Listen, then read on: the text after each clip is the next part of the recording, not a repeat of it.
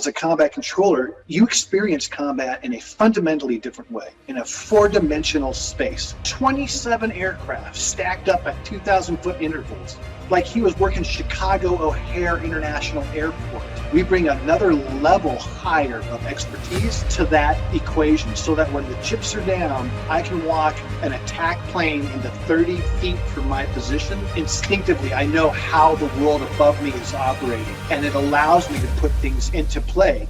Combat controllers, otherwise referred to as CCTs, are the DoD's best-kept open secret. While they might go unnoticed by the public eye, to a CCT, this doesn't matter. These highly trained operators are deployed into some of the most extreme combat zones and hostile environments, willing to do whatever it takes to accomplish mission needs. Their heroism has been displayed on the battlefield countless times, and they even hold the title for the first Medal of Honor ever recorded. While on paper, a CCT's mission is to establish assault zones or airfields while simultaneously conducting air traffic control on the battlefield, there's much more to their story. CCTs pretty much do it all. They're quite literally the jack of all trades in SOF and are masters of the airspace, known as the fourth dimension. That's why virtually every SOF force needs and integrates a CCT onto their team. But what makes CCTs some of the best? What value do they bring to the world of special operations? And why are they so heavily relied upon in SOF teams? We're going to answer all those questions for you and much more. Join us as we bring to the forefront one of the Air Force's most dangerous and capable assets. This is Air Force Combat Controllers.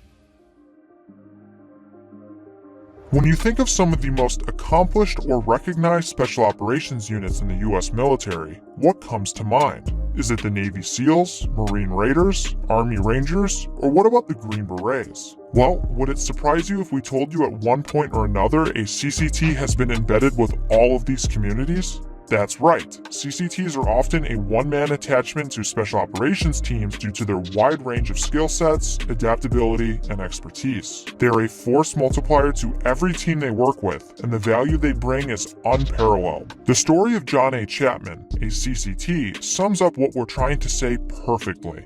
In 2002, while attached to a SEAL team, Chapman was severely injured and his team was forced to abandon him. Despite being mortally wounded and alone, Chapman would hold his ground against 24 enemy combatants in one of the bravest one-man stands ever witnessed. His actions and self-sacrifice would save 23 lives that day, and is one of the most courageous acts of heroism the world has ever seen. John A. Chapman lived up to the CCT's motto until his last breath, "First there," reaffirming the combat controller's commitment to undertaking the most dangerous missions behind enemy lines by leading the way for other forces to follow. In fact, that commitment and ethos can be traced all the way back to the origins of the CCT community through their predecessors, the Army Pathfinders of World War II. Due to the need for accurate airdrops during airborne campaigns, Army Pathfinders preceded the main assault forces into areas to provide information and guidance to inbound aircraft. This is where they got their motto, because they were the first ones there.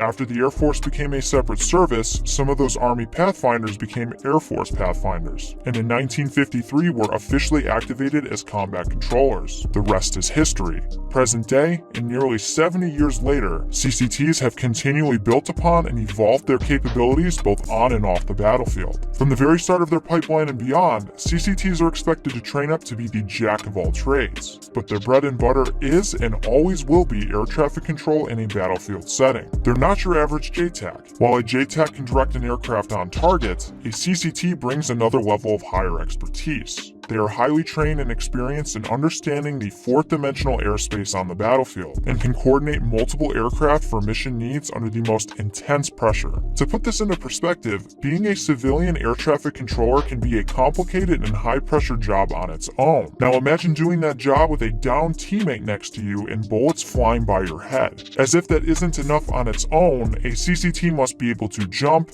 dive, use all weapon systems, and step in and cover down on any team position. Need a point man to breach and clear a room?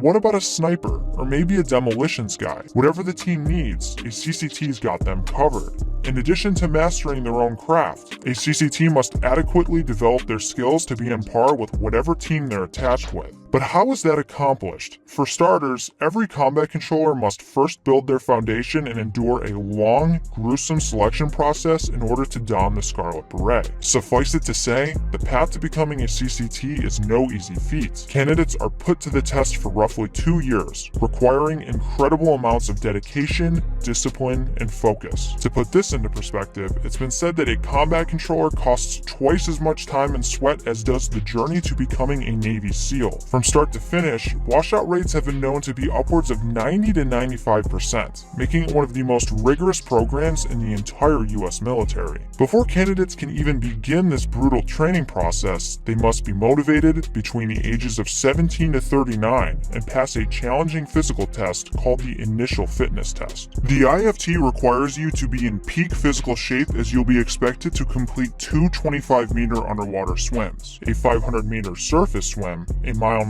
run, max pull-ups in 1 minute, max push-ups in 2 minutes, and max sit-ups in 2 minutes. While the IFT has a minimum standard for scoring, candidates are expected to exceed far beyond those scores to even be considered for selection. Just keep in mind that this is only just the beginning of the physical training required of a CCT candidate. If that test sounded like a lot, it's just the first measurable standard. Assuming a candidate successfully completes the IFT with competitive scores and obtains a contract, they'll move on to the first major gut check of the pipeline, Air Force Special Warfare Assessment and Selection. ANS is a 4-week course designed to test candidates on their physical fitness, character, water competency, rucks, runs, ability to lead, and much more. While great physical test scores might have been enough to push you through the IFT, at ANS, many people who finish the course and are in great shape are still not selected due to various reasons. After ANS, the remaining candidates who are selected earn the privilege to continue training and will go on to get jump and dive qualified, attend SEER training, move on to become FAA certified air traffic controllers, and then learn the tricks of their trade at the Combat Control Apprentice course and Special Tactics training. Completion of all these courses makes them combat controllers, earning them the Scarlet Beret. However, the training isn't over yet, nor will it ever be. A newly minted CCT will go on to attend the Special Tactics Advanced Skills Training, which is another 12 to 15 months of training to get them up to speed and operational. Once they're fully operational, CCTs move on to operate in missions revolving around command and control, direct action, close air support, counter-terrorism, foreign internal defense, special reconnaissance, and the like, all things typically expected in the soft field. Throughout their careers, they have constant opportunities to add tools to their tool belt and refine their skills. For example, they're afforded training such as Ranger School, shooting, tactical and driving schools, and much more. They'll deploy often and work with various soft communities doing what they do best. But as we briefly alluded to earlier, combat controllers are capable in many situations outside of war. They play an important role in humanitarian assistance, and are always among the first to deploy into areas destroyed by Mother Nature, such as hurricanes, earthquakes, and various other natural disasters. For example,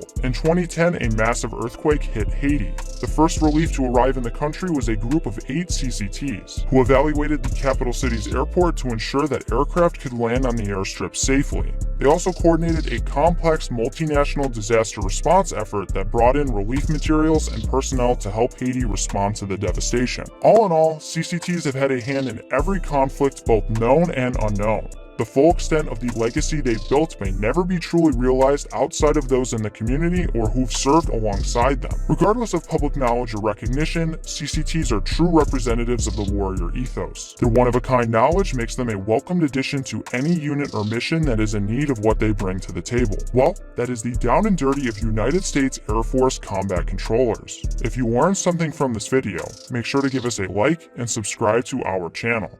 As always, thank you for watching. Do you even want to be here?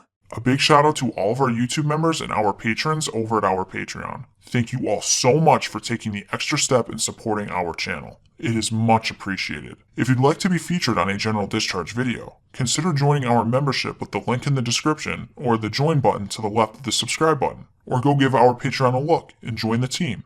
Here's Nick Nausea. All your friends are subscribing to General Discharge, and you don't even want to be here.